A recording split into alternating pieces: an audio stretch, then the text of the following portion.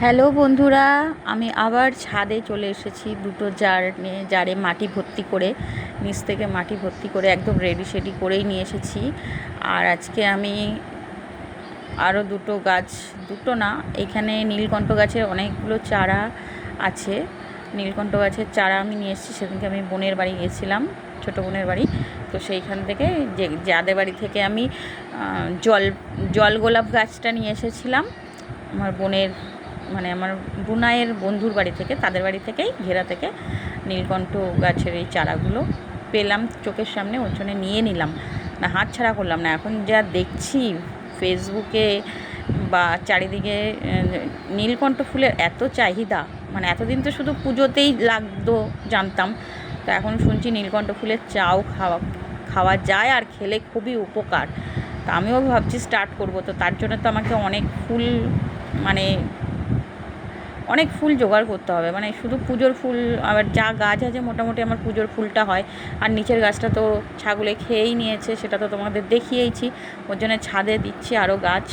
তো এই কারণেই আমার গাছ আরও বেশি অনেকগুলো গাছ করতে হবে নীলকণ্ঠ।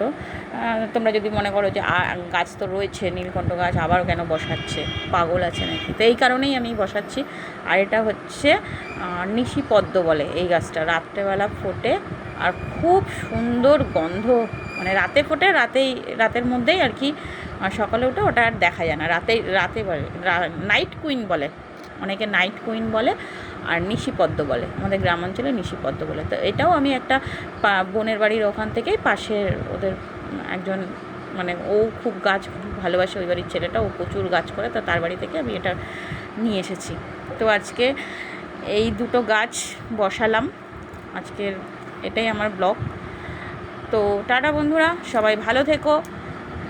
নেক্সট দিন আমি আবার একটা ব্লগ নিয়ে হাজির হব।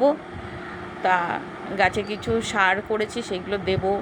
আর এই সাইডে মেহেন্দি গাছটা দেখছো তোমরা, মেহেন্দি গাছটা আমার অনেকটা বড় হয়ে গেছে, আর মেহেন্দি পাতাগুলো আমার কাজে লাগবে। কারণ আমি মাথার তেলটা খুব শিগগিরই তৈরি করবো, আমার মাথার তেলটা শেষ হয়ে গেছে। তো তাতে আমি মেহেন্দি পাতা তো দেবই। তো একবারই ভাবছি কাটবো, কেটে ডালগুলো আবার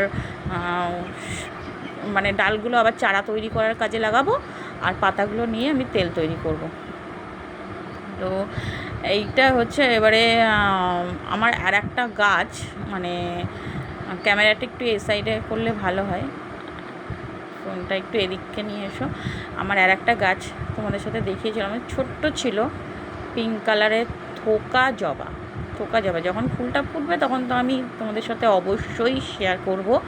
আর এতদিন তো পিঙ্ক কালার আমার পাতলা ফুলটা ফুটছে বা দেখিয়েছি তোমাদের সাথে। এই যে এইখানে হচ্ছে আমার পিঙ্ক কালারের জবা গাছটা, তো কুড়ি চলে এসেছে। তো যেদিনকে ফুলটা ফুটবে তোমাদেরকে অবশ্যই দেখাবো। টাটা বন্ধুরা।